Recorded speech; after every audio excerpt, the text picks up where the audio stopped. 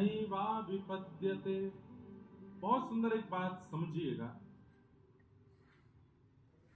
एक भ्रांति कभी कभी हमारे चित्त में आ जाती है कि हमने उन देवता के यहां पर जाके ये नहीं किया इसलिए हमारे साथ बुरा हुआ है ना, ऐसा कभी नहीं होता। ये मन में अपशगुन कभी मत लाया कीजिए कि वहां हमने ये भूल हो गई होगी, इसलिए भूल करनी नहीं है, ये जिम्मेवारी आपकी है भाई। जहां भी जाओ, जिस भी देव के मंदिर में जाओ, वहां के नियमों का पालन करना आपकी जिम्मेवारी है। लेकिन वहां कोई भूल आपसे हो गई और उसका दंड आपको कुछ दिन बाद कोई घटना हुई तो आप जोड़ो कि वहां मैंने ऐसा किया इसलिए, ऐसा नहीं। ठाकुर जी स्पष्ट रूप से श्रीमद् भागवत जी में कह रहे हैं, आप जब भी जो भी भोगते हो वो आपके कर्मों के अनुसार ही भोगते हो। आपने किया है ऐसा कुछ जिसके कारण आपको वो भोगना पड़ रहा है। मैंने माता जी की जोत नहीं जलाई इसलिए मेरे साथ बुरा हो रहा है। मैंने शंकर जी के ऊपर जल डाला लेकिन दूध नहीं डाला इसलिए मेरे साथ बुरा हो रहा है। मैंने हनुमान जी महाराज को लड्डू के भोग नहीं लगा इसलिए बुरा हो रहा है, ऐसा कुछ नहीं। हमको एक बात समझाइए, संसार में 8 अरब से ज्यादा मानव हैं। कितने हैं? और हनुमान जी सबके लिए एक है, लेकिन हनुमान जी के लिए सब 8 अरब एक समान है। अब 8 अरब में से कम 80 करोड़ लोग तो अपराध करते ही होंगे, तो क्या हनुमान जी गिन गिन के सबको दंड देते हैं? ना, ठाकुर जी पे इतना समय नहीं है कि वो उनके सन्मुख की गई कोई गलती को वो आपको दंड के रूप में दें। बैठ जाओ भैया, शांति से सब लोग विराजो। इधर देखो, यहां देखो। क्या बता रहा था मैं?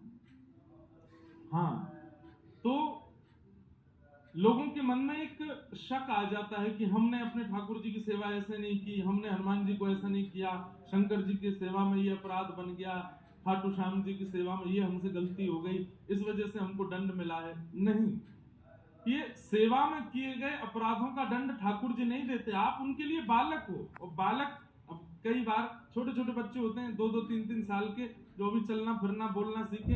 कभी कभी घर के बड़े लोग क्या कहते, चलो जाओ पानी लेके आओ, तो बालक जाता तो है पानी लेने रसोई में, वहां जाकर के पानी भरता भी है गिलास में, लेकिन आधा ही गिलास भरता है और आधे रास्ते में पी भी जाता है, और एक घूंट बचता है लाके दे देता है, लो पानी मम पी लो।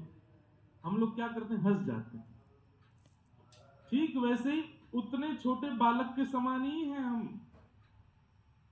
देव सन्निधि में किए गए हमसे जो चूक सेवा में होती है उससे देवता नाराज नहीं होते। हाँ, कोई बार बार ही करता जाए तो बात अलग है, लेकिन एक आध बार छोटी मोटी कोई भूल हो जाती है उससे देवता नाराज नहीं होते।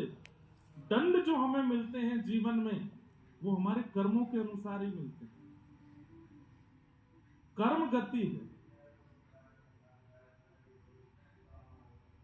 कर्म गति तारे नाही करे, कर्म गति तारे नाही। आपके कर्म के अनुसार आपको प्राप्त होता है जो भी कुछ होता है।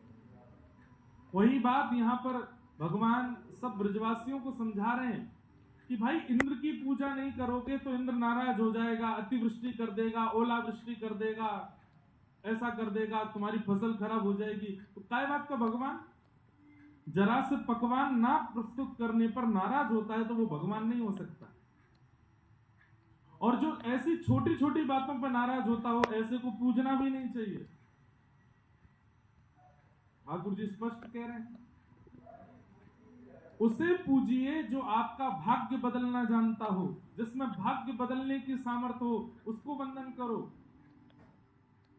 और आपके भाग्य को बदलने की सामर्थ्य केवल और केवल आदि नारायण में है, जिनसे सब प्रकट होते हैं। और वही नारायण हमारे व्रजमंडल में श्री गोवर्धन नाथ के रूप में विराजमान है। पिताजी आज इंद्र को मनाओगे। अब कई लोग संसार में ऐसे होते हैं कि उनको मनाओ तो ठीक मान जाएंगे, कुछ दिन बाद जरा सी भूल कर दो फिर रूठ जाएंगे। ऐसे लोगों से संबंध नहीं रखना चाहिए जो बात बात पर रूठते हो, जिनका तवा बड़ा पतला है, नेक में गर्म होते हैं। संबंध तो ऐसों से रखो जो छोटे मोटे अपराध, गलती, भूल उसको क्षमा करते रहते हो। क्षमाशील व्यक्ति को जीवन में स्थान दीजिए।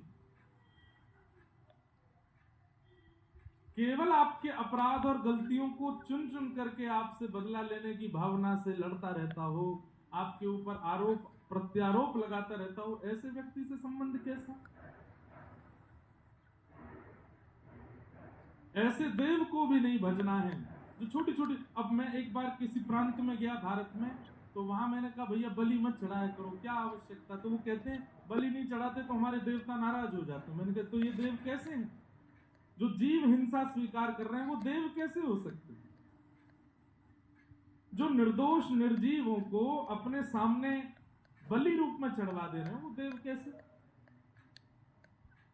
दुर्गा सप्तशती में कहते हैं कुपुत्रो जायेत क्वचिदपि कुमाता न भवति। पुत्र कुपुत्र हो सकता है पर मां कभी कुमाता नहीं होती। उस मां के आगे आप बलि कैसे चढ़ा सकते हो? क्या जिसकी बलि चढ़ाई वो उनका बालक नहीं है? वो भी उनका बालक। हमारे ठाकुर जी स्पष्ट रूप से कह रहे हैं दो बात। पहली बात कि नारायण को पूजो, सबकी पूजा अपने आप हो जाएगी। और दूसरी बात, जो भाग्य बदलना जानता हो उसको पूजो। और तीसरी बात, ऐसे को मत पूजो जो छोटी छोटी बात पर नाराज होता हो, छोटी छोटी बात पर दंड देने को तैयार रहता हो। भाई, नगर का मुख्य अफसर उसको बनाना चाहिए जिसके अंदर क्षमाशीलता हो। क्रोधी को अगर अफसर बना दिया, आए दिन सबको मारेगा, छोटी छोटी बात पर सबको पकड़ पकड़ के जेल में डालेगा। नगर का मुखिया अफसर ऐसा होना चाहिए जिसके अंदर क्षमाशीलता हो। क्षमाशील व्यक्ति विवेकी होता है और विवेकी व्यक्ति समझता है कहां किस तरीके से क्या एक्शन हमको लेना है। अब इंद्र आदि देवताओं को पूज करके आप ब्रजवासियों ने इतना चढ़ा दिया है कि अगर एक दिन उनकी पूजा नहीं करोगे तो वो वृष्टि कर देते हैं। कब तक करते रहोगे ऐसा? चलो मेरे साथ गिरिराज पूजेंगे। लाला, अगर वह इंद्र ने गुस्सा किया तो? ठाकुर जी बोले तो फिर जिनकी शरण में जा रहे हैं वो रक्षा करेंगे हमारी, चलो गिरिराज बाबा के पास। और महाराज सब ब्रजवासी ठाकुर जी के साथ नाचते गाते हुए 56 भोग लेकर के श्री गिरिराज जी की शरण में गए। अच्छा, यहां पर एक और बात समझो। ठाकुर जी श्री कृष्ण हैं, लेकिन ये ब्रजवासी इतना प्रेम करते हैं श्री कृष्ण से कि उनके प्रति कभी भगवत बुद्धि नहीं रखते, कभी भगवान बुद्धि नहीं रखते।